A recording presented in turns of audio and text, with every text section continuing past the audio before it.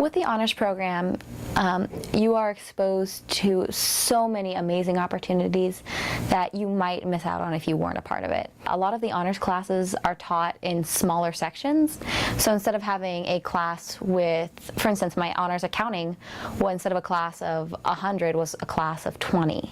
And so it gives you a lot more specialized attention. As a member of the honors program, you also have access to printers where you provide the paper, but they provide the computers and the printers, so you don't have to worry about that cost. It makes life much less stressful. Returning back to the professors, you have these chances to do amazing classes and interact with professors on a much more individual basis.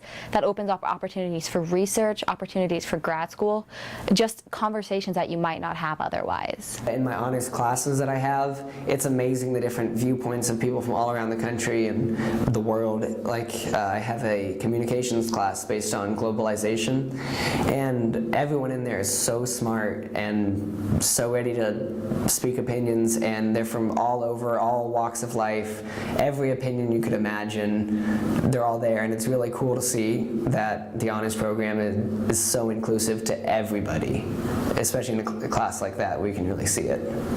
I would definitely say the greatest benefit of being in the honors program is living in Nyhart, because without living in Nyhart, you just get the opportunity to take harder classes, and then people that you'll look for jobs with be like, hey, he was in the honors program. But for me, living in Nyhart, I've found so many people that, like, when I have trouble with anything, be it math, language, anything, really, there's always someone here that knows more than I do in that subject.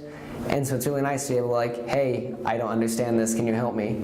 It's nice to have honors students who are taking the same class as you, like living on your floor, living very close to you, so if you do need help with a class or you're in the same class kind of struggling alongside each other, then it's really helpful to have them just down the hall if you have a question about something. And just the smaller community, it's easier to get to know people in Nyhart because there's less people here than other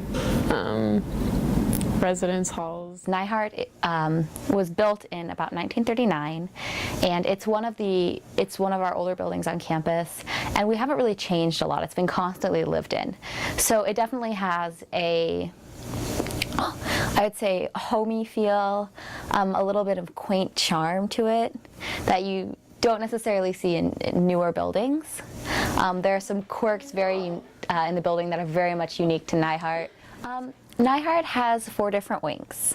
The 2 biggest are Piper and Raymond. Raymond has 2 floors with between 60 and 65 residents on each floor. There's a boys' floor and a girls' floor. Piper has 4 floors with about 30 to 35 residents on each floor, 2 boys' floors, 2 female floors.